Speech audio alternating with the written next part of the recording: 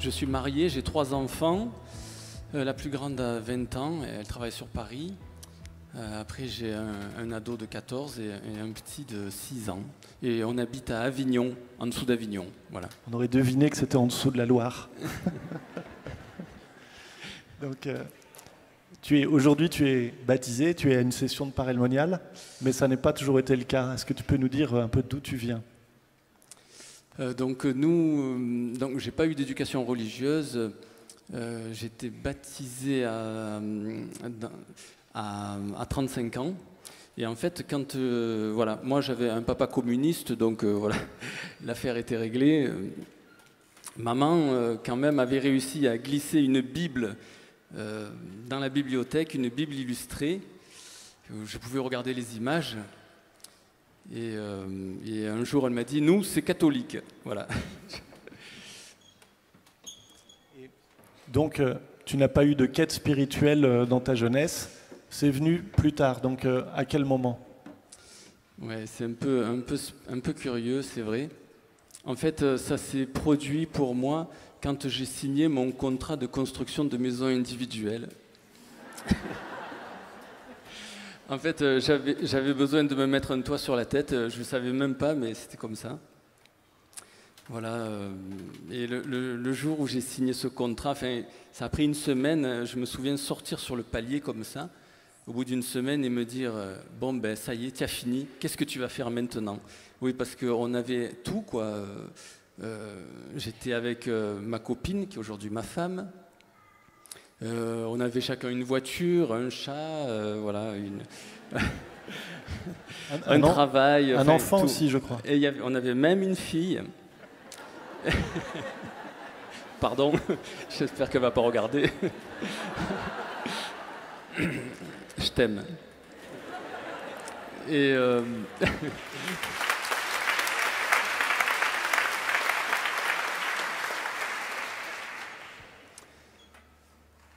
Et en fait, c'est quand j'avais bouclé toutes les affaires... excuse-moi. Finalement, tu étais comblé au niveau terrestre. Oui, voilà, j'avais tout et je réalisais bien que ça pouvait continuer longtemps comme ça. Je pouvais changer de télé, en prendre une plus grande, avoir un super canapé, la piscine, etc., etc. Mais ça n'allait pas changer fondamentalement ma vie. Mais je ne savais pas pourquoi. Voilà, j'avais peut-être un besoin de quelque chose de plus que peut nous offrir, tout ce que peut nous offrir la société. C'est ça, je crois. Et du coup, c'est à ce moment-là que tu as commencé à te dire « je vais me mettre en quête spirituelle ». Et donc, voilà, c'est ça, tu t'es orienté du coup, je crois, vers le bouddhisme. Est-ce que tu peux nous en dire un mot ? Oui, alors du coup, il a fallu que je choisisse une religion. Et en fait, à l'époque, à la télé, on voyait souvent des moines bouddhistes souriants. Donc ça donnait envie, quoi. Et du coup, à choisir, je pars là-dedans. Donc j'achète un livre, ça s'appelle Le Bonheur. Je ne vous mens pas, c'est vrai. Et je lis et j'y crois. Voilà, je crois. Et bon, quand même, je ne comprends pas tout et c'est un petit peu compliqué. Hein, parce qu'il y a plusieurs voies dans le bouddhisme. Et je sais qu'il y a quelque chose qui me rendait un peu triste, c'était que pour eux, il n'y avait pas de Dieu. Et moi, l'idée d'un père bien aimant pour tous, ça me plaisait bien. Et puis, une deuxième chose, c'est que je réfléchissais sur le principe de la réincarnation. Et en fait, la réincarnation, c'est selon vos actions de votre vie actuelle, vous allez vous réincarner dans quelque chose de mieux ou de moins bien. D'accord ? Mais en fait, ça veut dire qu'il y a quelqu'un qui va décider pour vous où vous allez aller. Et ce gars-là, cette chose-là, en fait, elle ne se trompe pas, quoi. On parle de perfection, là. Voilà. Et en fait, ça c'est un Dieu. Pour moi, à l'époque, quelqu'un qui juge parfaitement sans se tromper, c'est un Dieu. C'était un Dieu, voilà. D'accord. Donc en fait, tu as finalement... Donc je me suis dit, il y a un hic, il y a un couac. Tu n'as pas trouvé la réponse dans le bouddhisme. Et tu t'es orienté du coup vers le christianisme. Est-ce que tu peux nous dire Je me suis mis à douter et j'ai appelé quelqu'un de ma famille. Je pensais qu'il avait été bouddhiste.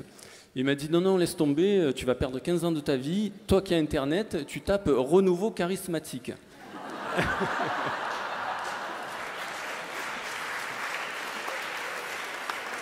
Alors je fais ça et Google me trouve le lien de la télé KTO avec une espèce de replay où on voyait toutes les émissions et je clique sur les témoignages. Ce sont des petits extraits très courts de 5 minutes où des gens ordinaires comme moi parlent de quelque chose d'extraordinaire, une rencontre avec Dieu. Et donc je commence à regarder ces témoignages-là et ça me touche mais vraiment beaucoup. Mais vraiment beaucoup. Et à l'époque, je faisais du télétravail, on avait supprimé les bureaux de la société. Et je ressens le besoin de me mettre de pleurer. Et je me dis, laisse-toi aller, tu es tout seul, laisse-toi aller. Et du coup, je me laisse aller. Et je me suis mis à pleurer comme un bébé, comme un enfant. Et ce qui a été bizarre, et c'est le début de l'histoire en fait, c'est que je n'ai pas réussi à m'arrêter. Pas parce que l'émotion était trop forte, mais c'est parce que je n'arrivais pas. Je n'étais plus au contrôle de mon propre corps. Voilà, donc j'ai pleuré. Ça a été une des nombreuses expériences spirituelles que tu as vécues, ce don des larmes, après un témoignage donc, de quelqu'un arrivé au christianisme qui s'était converti. Et une autre expérience que tu m'avais partagée, c'est donc, on parlait tout à l'heure de Jésus, du cœur à cœur, enfin du cœur de Jésus. Toi, tu as vécu cette expérience de Jésus qui vient taper à ton cœur. Tu peux nous en dire un mot ? Oui, c'est ça. En fait, c'est une période un peu difficile pour moi, curieusement, parce que du coup, je me posais plein de questions, et de plus en plus de questions. Et en plus, il se produit un nouvel événement, c'est que par ici, là, j'entends ça.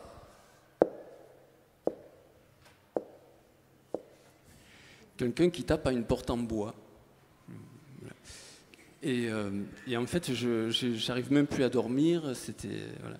Et je n'avais pas lu la Bible encore, bien sûr, qui disait « Je me tiens à la porte et je tape, celui qui ouvrira, mon père et moi entrerons, etc. » Donc tu as vécu du coup un certain nombre comme ça d'expériences spirituelles, et puis finalement, un jour, après ce témoignage, après ces expériences, tu as fini par du coup revenir à ce que ta mère te disait au début. Chez nous, on est catholique, tu es revenu au berceau. Et en fait, je m'apercevais que j'avais l'impression d'aller vers... que Dieu se faisait proche et qu'il voulait quelque chose. Mais moi, j'avais peur parce que je ne le connaissais pas. Et surtout que quand j'avais ouvert cette Bible illustrée, j'avais vu Moïse avec son bâton en l'air et la mer qui s'ouvre. Donc je ne voulais pas du tout qu'il m'arrive la même chose. Et donc moi, j'avais peur de cette rencontre parce que Dieu, je ne le connaissais pas. Et c'est dans ce temps-là où j'ai reçu ce qu'on appellerait maintenant une motion, c'est-à-dire une idée là, qui m'est venue en tête, une pensée, et c'était très clair et très vrai. Je ne pourrais pas vous expliquer, mais c'était comme ça. Et quand je traduis ça, ça dit c'est parce que tu es fait de chair que tu es faible et fragile. Et en fait, moi, d'entendre ça, ça m'a vraiment bouleversé, et j'ai commencé à renaître, en fait. Parce que j'avais besoin que Dieu existe. Parce que ce monde n'est pas facile. Hein. C'est un monde un peu tumultueux. Et donc de savoir que Dieu existe quand même en arrière-plan, ça m'a fait beaucoup de bien. De découvrir que Dieu nous aime et que c'est un Dieu, voilà. que Dieu existe et qu'il nous aime. Voilà, alors l'amour n'est pas encore là, mais c'est vrai que surtout cette belle personne-là ne m'a pas jugé. Et du coup, moi, ça m'a plu, ça m'a donné envie de le connaître mieux. Et ce qui était vraiment cool, c'est qu'il avait l'air d'être balèze parce qu'il m'apprenait des trucs sur moi que moi-même je ne connaissais pas. Et finalement, tu as fini par par demander le baptême, alors, entrer en catéchuménat. On ne peut pas tout raconter, mais c'est vrai que j'ai ressenti un amour vraiment indescriptible pour chacune des personnes que je croisais. Voilà, c'était un amour divin. Et ça m'a amené plus tard à aller voir un prêtre, puisque nous, on est catholiques. Et au cours de cette, voilà, de cette réunion, en fait, ma fille a dessiné un poisson, il l'a collé devant le prêtre.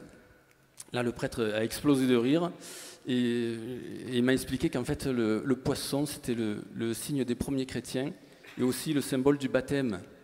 Donc du coup, il m'a proposé le baptême et il a fallu qu'on se marie aussi. Il y a une histoire de droit canonique que je n'ai pas tout suivi, mais moi, je ne voulais pas me marier. Je voulais pas me marier parce que pour moi, j'avais une famille tellement explosée que c'était impossible, quoi. Et même ça, le Seigneur l'a fait. Et mon père, au banquet, m'a dit « Mais comment tu as fait ?» Alors bon, je lui ai dit « C'est avec tes sous. » Mais j'aurais pas dû dire ça, j'aurais dû dire « C'est grâce à Dieu. » Voilà. Amen. Amen. Aujourd'hui, du coup, ben, voilà, tu es baptisé, marié, voilà, et puis... abonné à Paris. Amen.